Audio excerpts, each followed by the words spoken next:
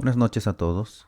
Continuando con el curso de estadística inferencial, en esta ocasión vamos a abordar el tema de las distribuciones de muestreo, pero para una proporción de la muestra. Prácticamente es un tema que aborda donde ahora vamos, en lugar de usar la media muestral, usaremos este nuevo estimador. Hablaremos prácticamente de proporciones. Bueno, pero para ello, para comprender el tipo de ejercicios que nosotros vamos a resolver, tenemos que definir cuál es el concepto de proporción de la muestra. Aquí nosotros lo tenemos en pantalla. La proporción muestral P barra es el estimador puntual de la proporción de la población. Aquí depende de los autores, el libro que ustedes estén consultando. En algunas ocasiones lo van a tomar como P minúscula y en otras ocasiones como P mayúscula. Pero ambos representan lo mismo. En mi caso, y para este curso estaré usando la P mayúscula, aunque aquí lo representan con P minúscula, yo estaré usando la nomenclatura de P mayúscula.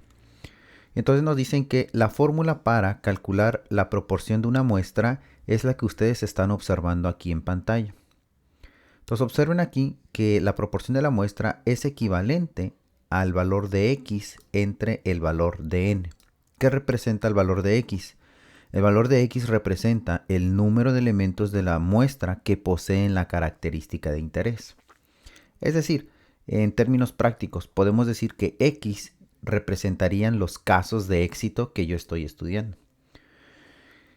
Que sería lo mismo a lo que nos están comentando en este apartado.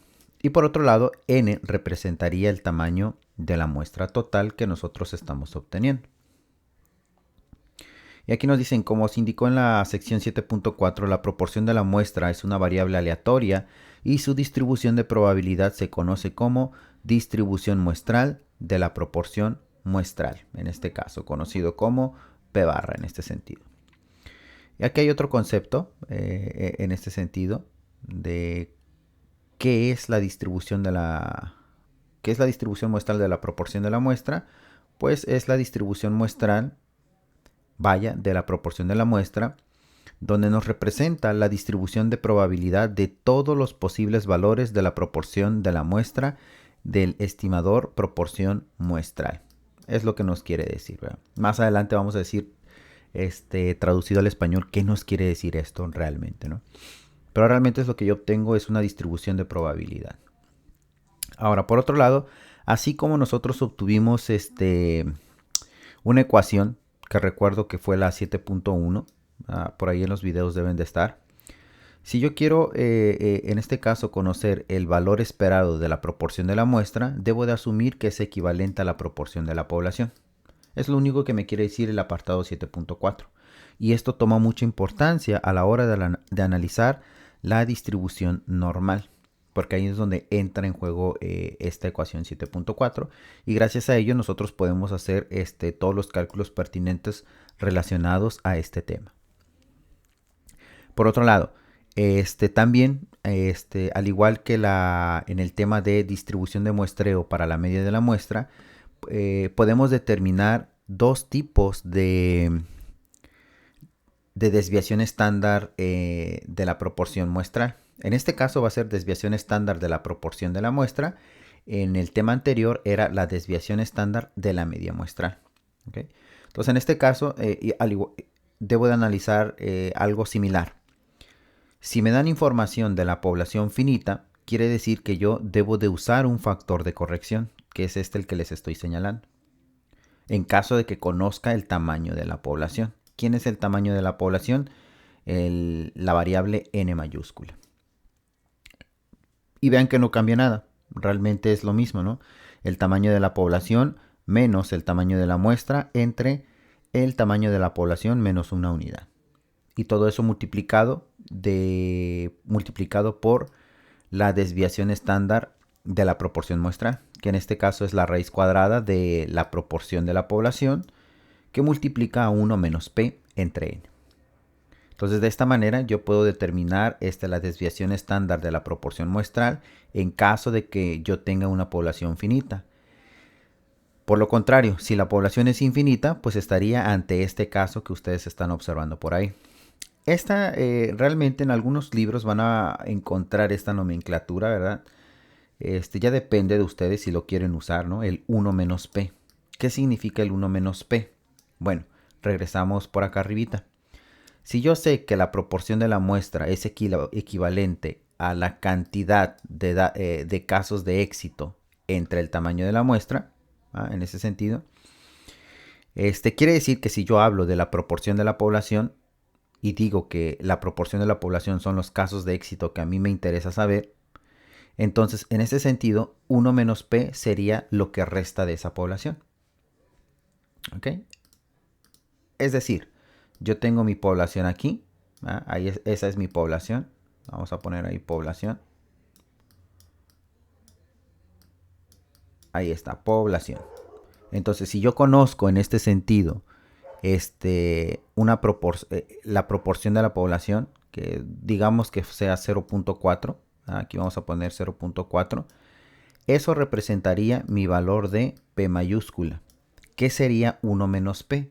Pues el resto, ¿no? O sea, al 100%, ¿ya?, de mi total, que si hablamos en decimales sería la unidad menos lo que yo tengo de la proporción de la población, menos P. Esto sería equivalente a, si hiciera la operación, 0.6. De ahí sale el 1 menos P.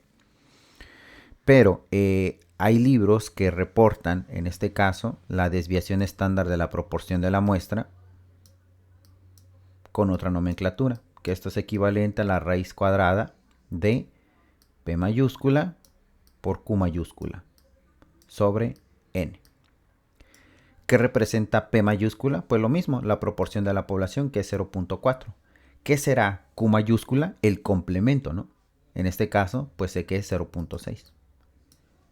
Y vean que me ahorro ese paso de poner 1 menos P.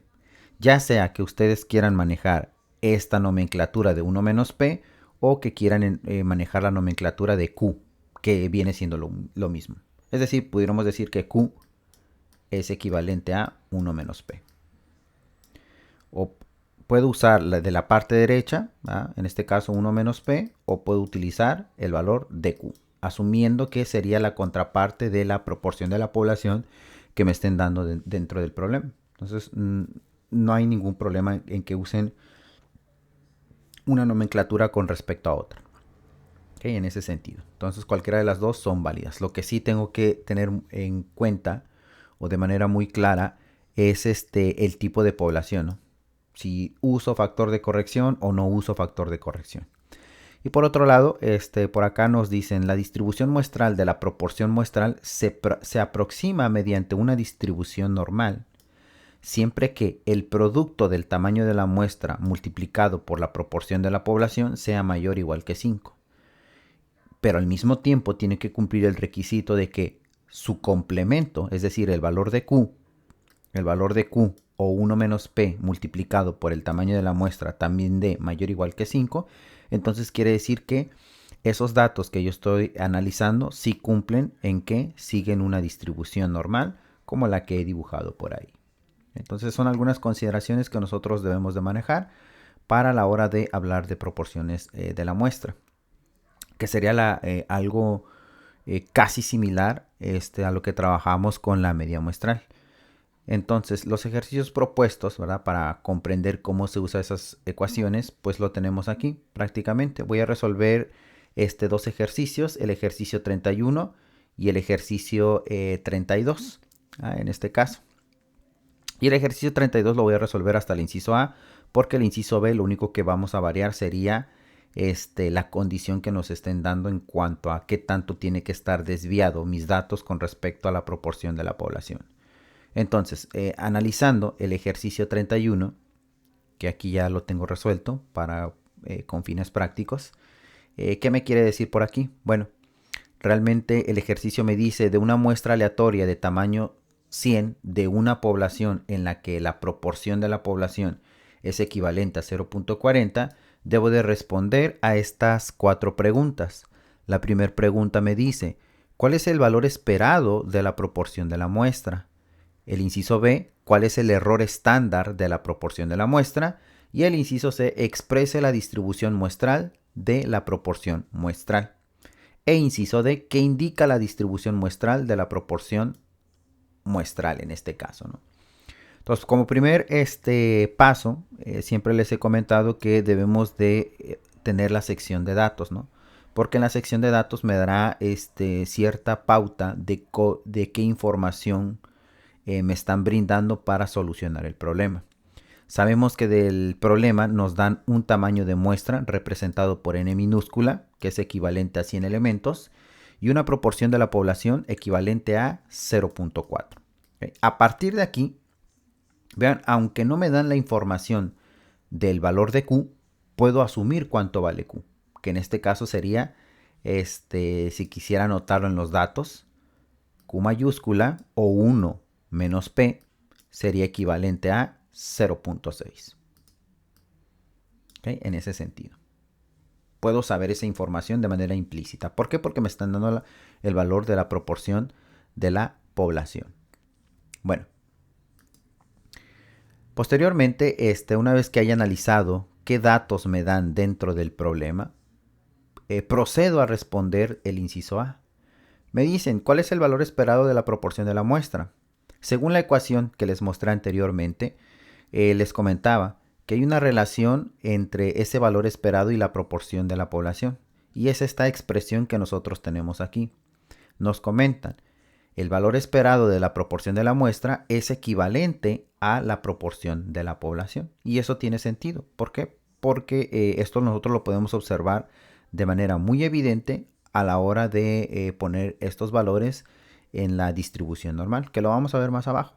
Entonces quiere decir que si yo conozco el valor de la proporción de la población, puedo hacer la inferencia de que mi valor esperado de la proporción de la muestra va a ser el valor de la proporción de la población. En este caso, el ejemplo me está diciendo que la proporción de la población es 0.4 y debido a esta correlación puedo asumir que el valor esperado para la proporción de la muestra pues es el mismo, ¿no? 0.4%. 40% en este sentido o 0.4 en decimal. Y en el inciso B nos hablan de cuál es el error estándar de la proporción de la muestra, ¿verdad? Entonces vean aquí que tengo aquí la desviación estándar de la proporción de la muestra, pues desconozco esa información, tengo que calcularla.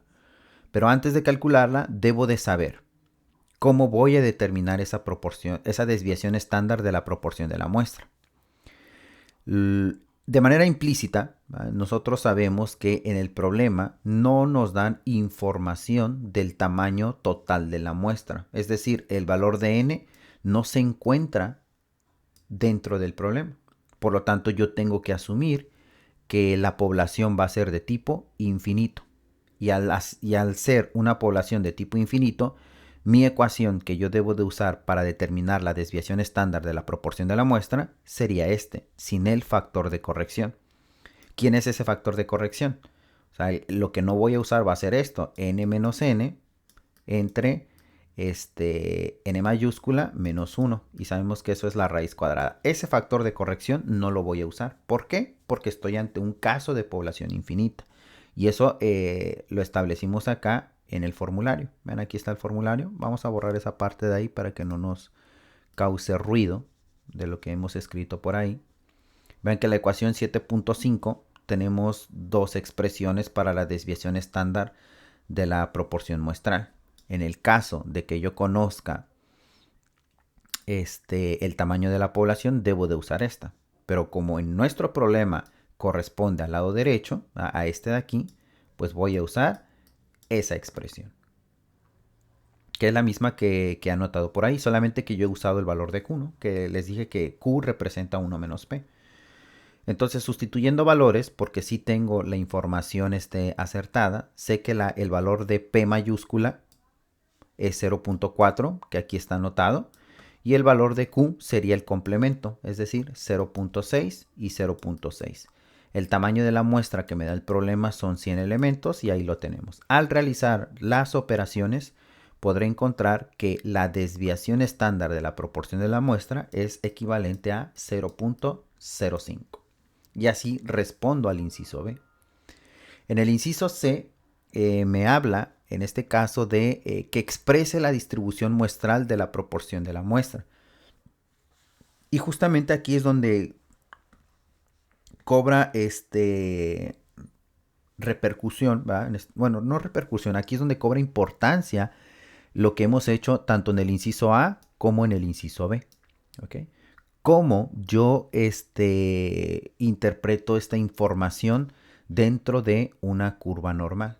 ¿Ok? Realmente la distribución normal, la distribución de muestreo para una proporción es esta que tengo aquí. Vean, esta de aquí. Quiere decir que la línea vertical, sabemos que esto es una normal, sabemos que es simétrica, ¿verdad? Y todas las características de la distribución normal. Pero esta de aquí, el punto máximo, este pico máximo que tenemos aquí, representa el valor de la proporción, en este caso de la media, ¿no? La media de la proporción de la población. Y si yo me traslado hacia abajo, ¿verdad? Y me encuentro en este punto, sería el valor esperado de la proporción de la muestra. ¿Por qué? Porque sabemos que todo este eje X representa proporción de la muestra. Pero únicamente en este punto será el valor esperado de la proporción muestral. Es decir, va a ser el punto en donde va a ser equivalente con la proporción de la población que hemos establecido, ¿no? Decíamos que la proporción de la población es equivalente a 0.4.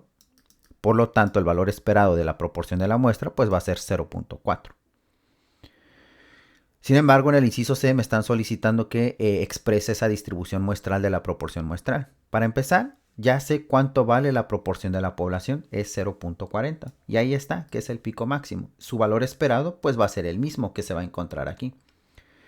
Y observen que ahí yo he dibujado dos intervalos, ¿vean? El de 0.45 y el de 0.35. ¿Cómo construí eso? Eso lo hice a partir de la desviación estándar de la proporción de la muestra que obtuve, que en este caso fue 0.05 unidades. Entonces, a partir del valor esperado de la proporción muestral, junto con su respectiva desviación estándar de la proporción de la muestra, pude generar estos intervalos, ¿no? Límite inferior y límite superior.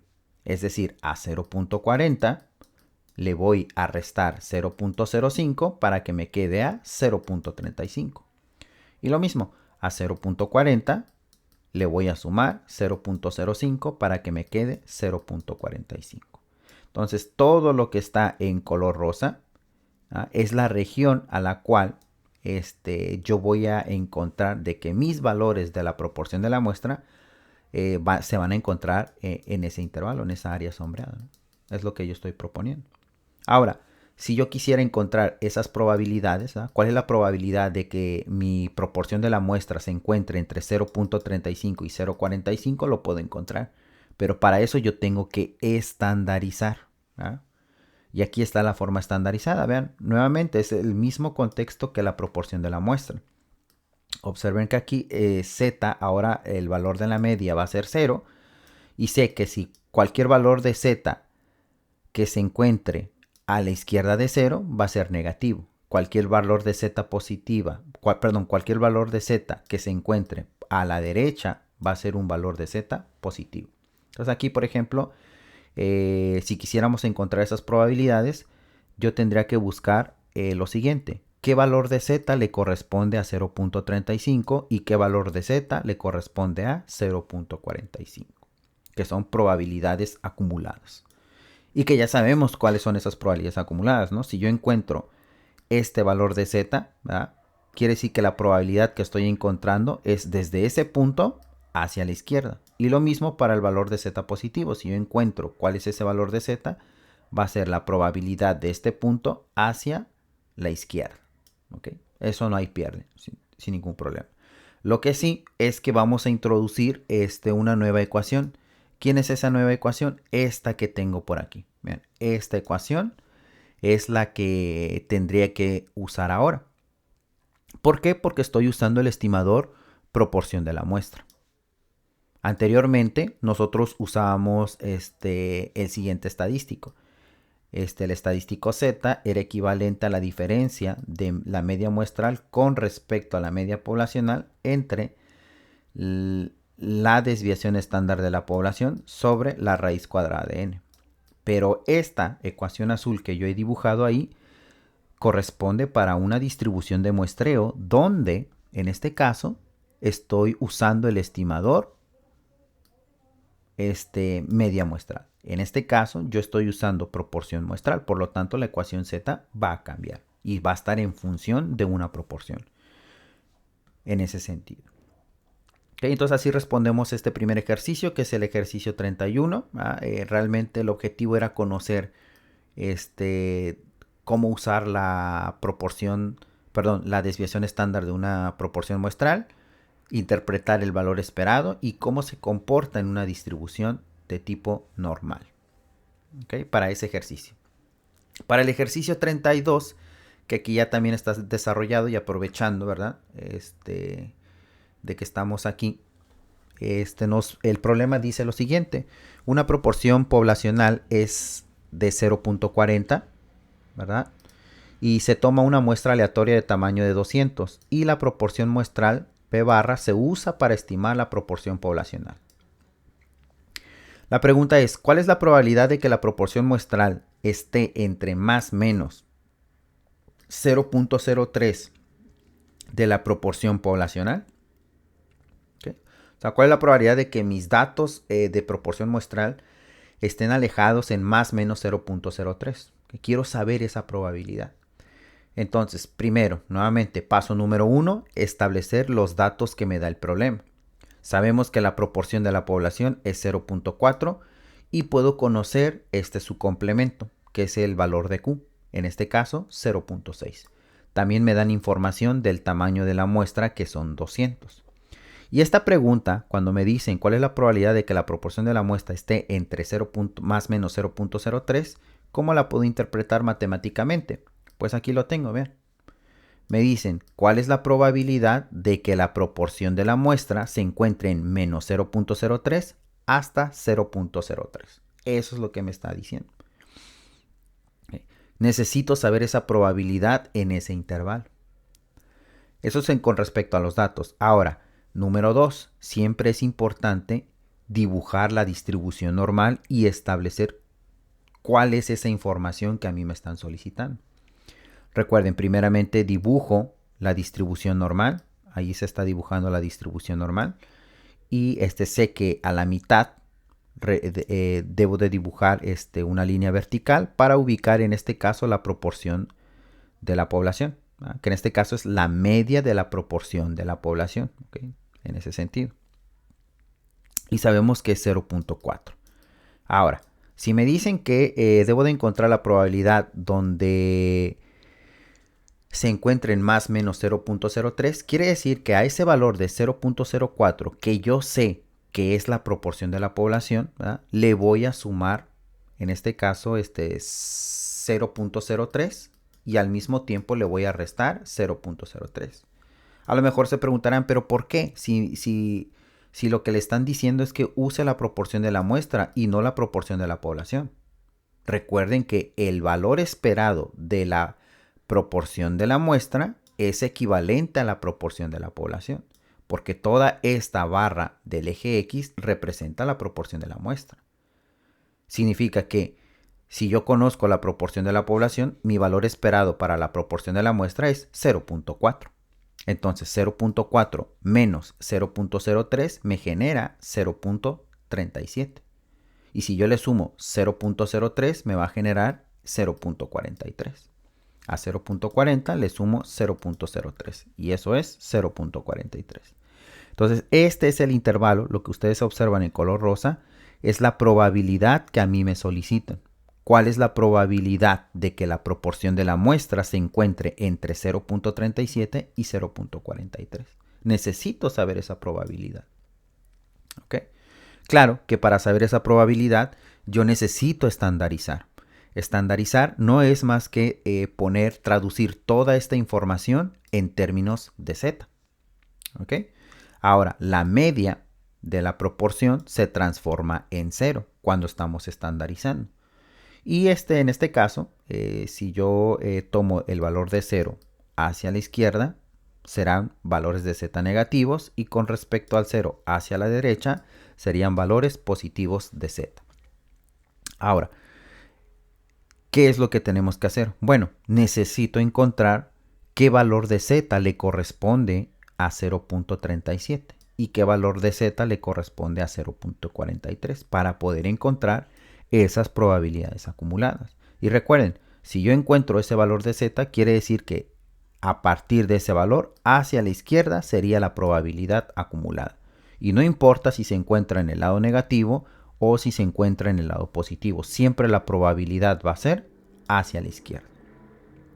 ¿Ok? En ese sentido. Ahora, el paso número 3 es encontrar el valor de z. ¿Cómo lo encuentro? Con esta ecuación, que ya lo mencionamos hace unos momentos. El estadístico z va a ser equivalente a tener la diferencia entre la proporción de la muestra menos la proporción poblacional dividido entre la raíz cuadrada de la proporción de la población por su complemento entre el tamaño de la muestra. Es decir, caso de éxito que representa P y casos de no éxito que representa a Q. Entonces, lo único, si ustedes observan esa ecuación Z, tenemos toda la información. ¿Qué es lo que tenemos que variar? Como es un intervalo el que me están solicitando, debo de encontrar dos valores, en este caso para la proporción de la muestra. Uno cuando tenga 0.37 y otro cuando sea 0.43. Y eso lo tenemos desarrollado por acá. Vean. 0.37 menos 0.40, ese 0.40 saben que representa la proporción de la población, dividido entre la raíz cuadrada de P por Q entre N. ¿Cuánto vale P? 0.4. ¿Cuánto vale Q? 0.6. Este 200, recuerden que representa el tamaño de la muestra.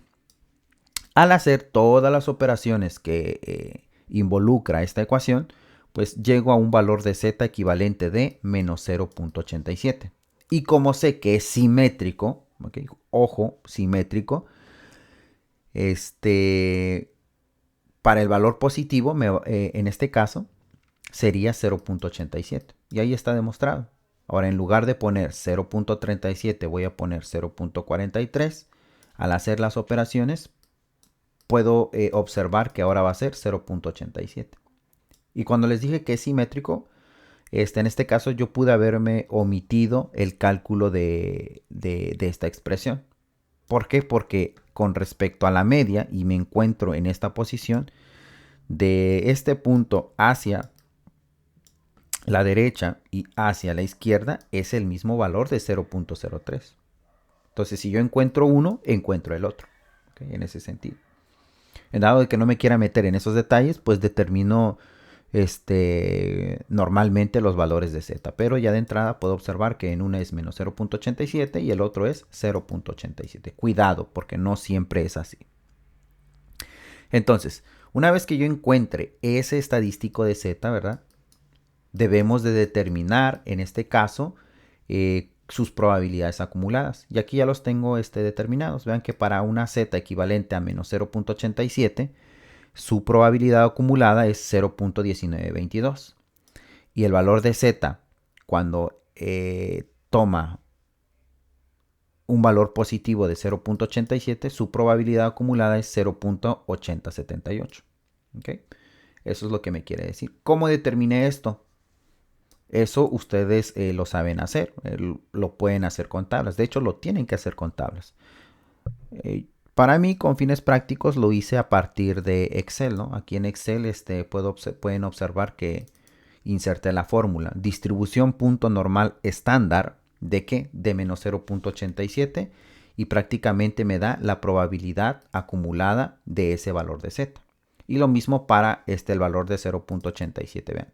Distribución normal estándar, que en este caso sería de la celda B4 donde tengo mi valor, y entonces sé que es 0.8078. Vean que el cálculo realmente fue muy rápido en este sentido, pero es necesario que sepamos primero usar la tabla y ya después pasarnos a un software para agilizar los cálculos que nos solicitan por ahí. Bueno, ahora, una vez que yo encuentre esas probabilidades acumuladas, debo de dar mi respuesta, ¿no? Mi resultado. Pero antes de ello, les comentaba, ¿no? Si yo me ubico, en este caso, en las distribuciones de probabilidad normal estandarizados, veamos este primer caso, ¿ok? vemos que es este valor de z negativo. Quiere decir que la probabilidad que yo encuentre de menos 0.87, o sea que es este valor de z negativo, va a ser desde este punto hacia la izquierda.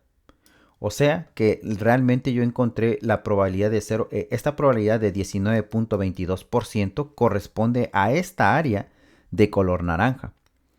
Pero en el problema a mí no me piden esa área, ¿verdad? Esta área de color blanco que es similar, que es equivalente a esta área de color naranja. A mí lo que me solicitan es esta parte de aquí y esta parte de aquí. ¿Ok?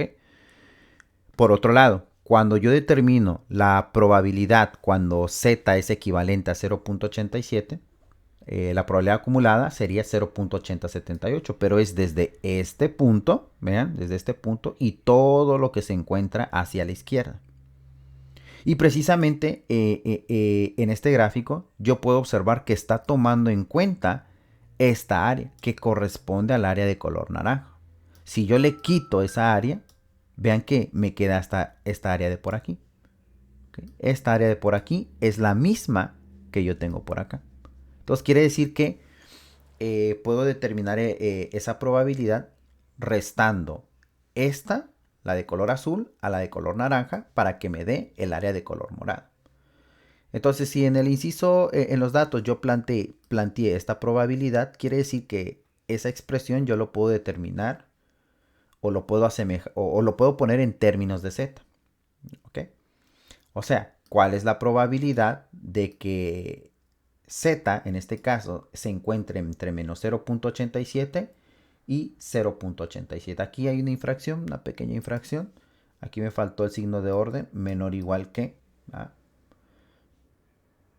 Para poder encontrar esas probabilidades. Entonces observen aquí, lo único que tengo que hacer es tomar el área mayor, esta de aquí, y restársela al área menor, que es esta de por aquí. Si yo resto eso, encontraré la probabilidad de color morado. Entonces aquí lo tengo, vean, la probabilidad de z positiva menos la probabilidad de z negativa. Ahí tenemos los valores, menos 0.8078 menos 0.1922 sería equivalente a 61.57, es decir, el 61.57%. Esa es la probabilidad de que la proporción muestral, ¿va?, se encuentre entre más o menos 0.03 con respecto a la media. ¿Okay? Así se resuelve este ejercicio. Y este mismo procedimiento lo tienen que repetir para el inciso B, que eso se lo llevan ustedes de tarea. En lugar de ser más o menos 0.3, van a utilizar más o menos 0.5. Entonces, hasta aquí dejo el video para que no se haga muy largo el video. Y en otra sesión estaremos explicando los otros dos ejercicios que faltan, que es el ejercicio 33 y el ejercicio 34.